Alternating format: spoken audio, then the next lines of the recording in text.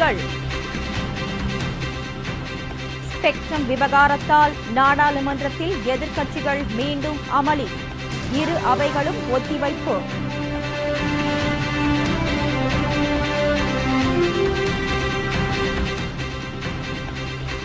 ஊழலுக்கு எதிராக போராடுவோம் என்று கூறும் சோனியா காந்தி ராசா புகாருக்கு பதிலளிக்காதது ஏன்?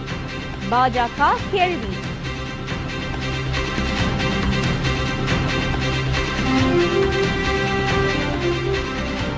தேமுதிக எம்எல்ஏக்கள் ஆலோசனை கூட்டம். கேப்டன் விஜயகாந்த் முக்கிய அறிவுரை.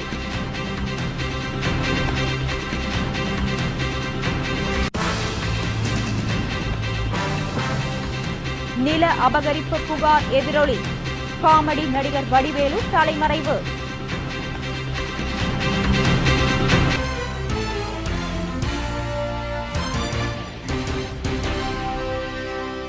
வணக்கம். விரிவான செய்திகள். விலைவாசி உயர்வு, ஸ்பெக்ட்ரம் முறைகேடு உள்ளிட்ட பிரச்சினைகளை விவாதிக்க வலியுறுத்தி நாடாளுமன்றத்தில் எதிர்க்கட்சிகள் அமளியில் ஈடுபட்டதால் இரு அவைகளும் ஒத்திவைக்கப்பட்டன. நாடாளுமன்ற மழைக்கால கூட்டத்தொடரின் 2ஆம் நாளான இன்று கேள்வி நேரத்தை ஒத்திவைத்து விலைவாசி உயர்வு, ஸ்பெக்ட்ரம் முறைகேடு உள்ளிட்ட பிரச்சினைகளில் ஓட்டெடுப்புடன் கூடிய விவாதம் நடத்த வேண்டும் என்று எதிர்க்கட்சிகள் வலியுறுத்தின. ஆனால் இதற்கு அரசு மறுப்பு தெரிவித்தது.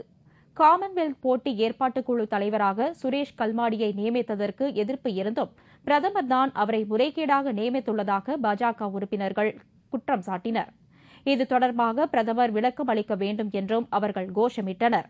அவைத் தலைவர்கள் அமைதி ஏற்படுத்த முயன்றும் எதிர்க்கட்சி உறுப்பினர்கள் தொடர்ந்து அமளியில் ஈடுபட்டனர்.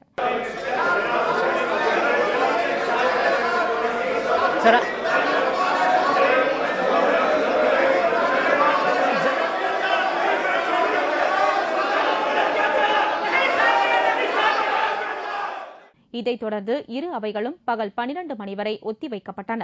பின்னர் அவை கூடியதும் எதிர்க்கட்சிகள் தொடர்ந்து அமளியில் ஈடுபட்டதால் கூச்சல் குழப்பம் நிலவியது.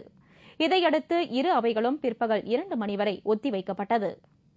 ஊழலுக்கு எதிராக போராடப் போவதாக கூறும் காங்கிரஸ் தலைவர் சோனியா காந்தி ஸ்பெக்ட்ரம் விவகாரத்தில் ராசா கூறிய புகாருக்கு என்ன பதில் அளிக்கப் போகிறார் என்று பாஜக தலைவர் நிதின் கட்கரி கேள்வி எழுப்பியுள்ளார். புதுடெல்லியில் நேற்று பாஜக தலைவர்களின் ஆலோசனைக் கூட்டம் நடைபெற்றது. பின்னர் செய்தியாளர்களிடம் பேசிய நிதின் கட்கரி, ஊழலுக்கு எதிராக போராடப் போவதாக கூறி வரும் சோனியா காந்தி ஸ்பெக்ட்ரம் விவகாரத்தில் பிரதமர் மீதும் சிதம்பரம் மீதும் ராசா கூறிய புகாருக்கு என்ன நடவடிக்கை எடுத்தார் என்று கேள்வி எழுப்பியுள்ளார். எதிர்க்கட்சிகள் ஒன்றும் யோக்கியமல்ல என்று கூறும் பிரதமர் பாரதிய ஜனதா கட்சி மீது எந்த புகார் கோரினாலும் அதை எதிர்கொள்ள தயாராக இருப்பதாகவும் அவர் தெரிவித்தார்.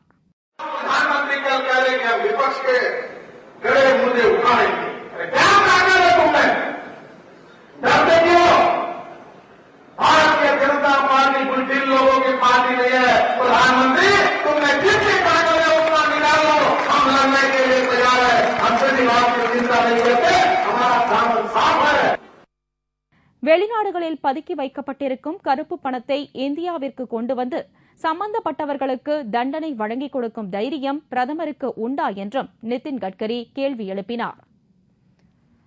சென்னையில் தேமுதிக எம்எல்ஏக்கள் ஆலோசனைக் கூட்டம் கட்சியின் நிறுவன தலைவர் கேப்டன் விஜயகாந்த் தலைமையில் நடைபெற்றது. தேமுதிக தலைமை அலுவலகத்தில் நடைபெற்ற இந்த கூட்டத்தில் தேமுதிக சட்டமன்ற உறுப்பினர்கள், அவைத் தலைவர் பன்ருட்டி ராமச்சந்திரன், மாநில இளைஞர் அணி செயலாளர் கே சுதீஷ் உட்பட பலர் கலந்து கொண்டனர். தமிழக சட்டமன்ற பட்ஜெட் கூட்டத்தொடர் வரும் 4ஆம் தேதி தொடங்க உள்ளதைத் தொடர்ந்து சட்டப்பேரவையில் நடந்து கொள்ளும் முறை குறித்து சட்டமன்ற உறுப்பினர்களுக்கு கேப்டன் விஜயகாந்த் அறிவுறுத்தினார். மேலும் தேமுதிகவின் வளர்ச்சிக்கு செய்ய வேண்டிய பணிகள் தொடர்பாகவும் கூட்டத்தில் ஆலோசனை நடத்தப்பட்டது. நில அபகரிப்பு புகாருக்கு ஆளாகியிருக்கும் காமெடி நடிகர் வடிவேலுவை போலீசார் தேடி வருகின்றனர். தாம்பரம் அருகே இரும்புலியூரில் ஓய்வு பெற்ற வங்கி அதிகாரி பழனியப்பனின் நிலத்தை மோசடியாக வாங்கி அதை தமது மனைவி பெயருக்கு பத்திரப்பதிவு செய்ததாக காமெடி நடிகர் வடிவேலு மீது நேற்று போலீசில் புகார் அளிக்கப்பட்டது. வடிவேலு மீதான புகார் மீது நடவடிக்கை எடுக்க மத்திய குற்ற நில மோசடி பிரிவு போலீசாருக்கு புறநகர் காவல்துறை ஆணையர் ராஜேஷ் தாஸ் உத்தரவிட்டுள்ளார். இதன்படி நில மோசடி பிரிவு போலீசார் வடிவேலுவிடம் விசாரணை நடத்த தீவிரமாக தேடி வருகின்றனர். தலைமறைவாக உள்ள வடிவேலுவை தேடி கண்டுபிடிக்கும் பணிகள் முழுவீச்சில் நடைபெற்று வருகின்றன. இந்த நில மோசடி தொடர்பான ஆவணங்களை போலீசார் தீவிரமாக ஆய்வு செய்து வருகின்றனர். காமெடி நடிகர் வடிவேலு மீது தெரிவிக்கப்பட்டுள்ள புகார் உண்மை என்றால் வடிவேலுவும் அவரது மனைவியும் கைது செய்யப்படுவார்கள் என்று காவல்துறை வட்டாரங்கள் தெரிவித்துள்ளன. இதனிடையே நில அபகரிப்பு புகார் தொடர்பாக மேலும் ஒரு திமுக பிரமுகர் கைது செய்யப்பட்டுள்ளார். வெள்ளிவாக்கம் தொகுதி திமுக முன்னாள் எம்எல்ஏவான ரங்கநாதன் மீது 150 கோடி ரூபாய் மதிப்புள்ள 20 ஏக்கர் நிலம் அபகரிக்கப்பட்டதாக புகார் தெரிவிக்கப்பட்டுள்ளது. அண்ணாமலை அவென்யூ குடியிருப்பு உரிமையாளர்கள் இந்த புகாரை அளித்துள்ளனர். இதனைத் தொடர்ந்து ரங்கநாதன் கைது செய்யப்பட்டார். அரும்பாக்கம் காவல் நிலையத்தில் வைத்து அவரிடம் விசாரணை நடத்தப்பட்டது. பின்னர் அம்பத்தூர் நீதிமன்ற நீதிபதி வீட்டில் ஆஜர்படுத்தப்பட்ட ரங்கநாதன் பின்னர் புழல் சிறையில் அடைக்கப்பட்டார். அவருடன் அவரது உதவியாளரும் கைது செய்யப்பட்டு சிறையில் அடைக்கப்பட்டுள்ளார். இந்த விவகாரம் தொடர்பாக மேலும் 5 பேரை போலீசார் வலைவீசி தேடி வருகின்றனர்.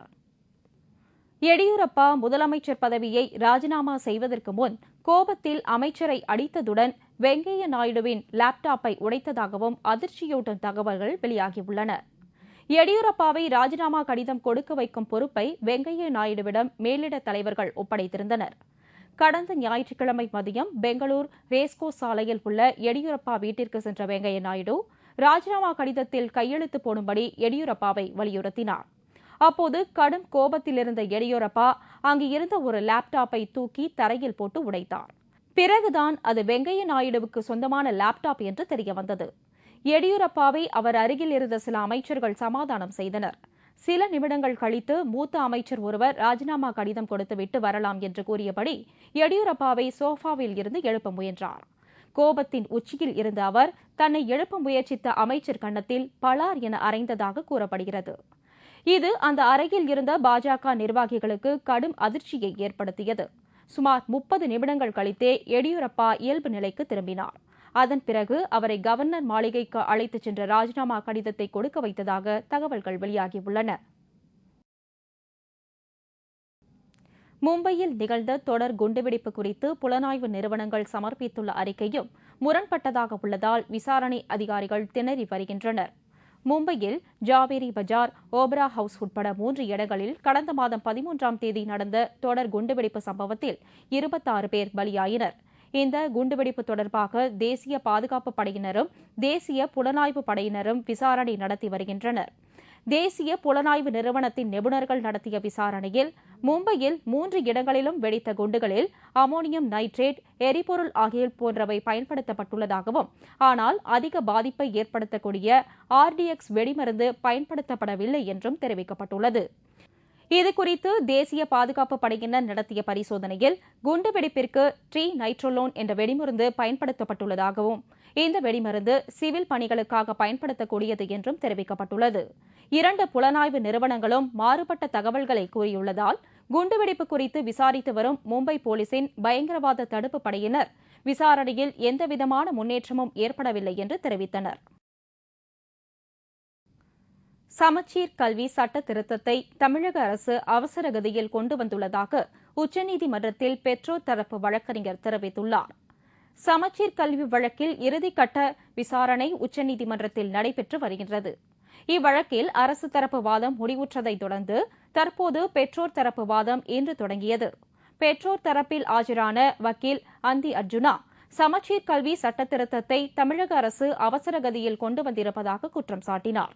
மாணவர் நலனுக்கு விரோதமாக தமிழக அரசு செயல்படுவதாகவும், கடந்த 2 மாத காலமாக புத்தகங்கள் இல்லாமல் மாணவர்கள் பள்ளிக்கு சென்று வருவதாகவும் அவர் புகார் தெரிவித்தார். தொடர்ந்து உச்சநீதிமன்றத்தில் விசாரணை நடைபெற்று வருகிறது. இவ்வழக்கில் இன்னும் ஓரிரு நாட்களில் தீர்ப்பு வழங்கப்படும் என்று எதிர்பார்க்கப்படுகிறது. இஸ்லாமியர்களின் வாழ்வில் மிக புனிதமான தருணமாக கருதப்படும் ரமலான் நோன்பு காலம் இன்று தொடங்கியது. இஸ்லாமியர்களின் புனித காலமான ரமலான் நோன்பு காலம் தொடங்கியதாக அரசு தலைமை ஹஜு தெரிவித்தார். அதைத் தொடர்ந்து இன்று முதல் ரமலான் நோன்பு கடைபிடிக்கப்படுகிறது. ஈத் பண்டிகை என்று அழைக்கப்படும் இந்த ரமலான் நோன்பை சிறியவர் முதல் பெரியவர் வரை வயது வரம்பின்றி அனைவரும் கடைபிடிப்பது இஸ்லாமியத்தின் சிறப்பை உலகிற்கு பறைசாற்றும் வகையில் அமைந்துள்ளது.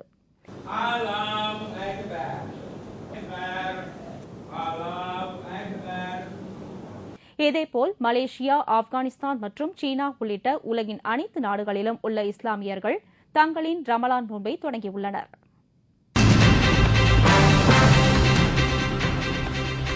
திருப்பூர் மாவட்ட ஆட்சியர் அலுவலகத்தில் நரிக்குறவர்கள் ஆர்ப்பாட்டம். வீட்டுமனை பட்டா வழங்க கோரிக்கை.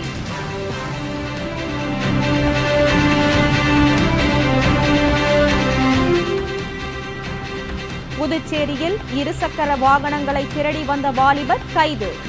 12 மோட்டார் சைக்கிள்கள் பறிமுதல். மற்றும் பல செய்திகள் விளம்பர இடைவேளைக்கு பிறகு.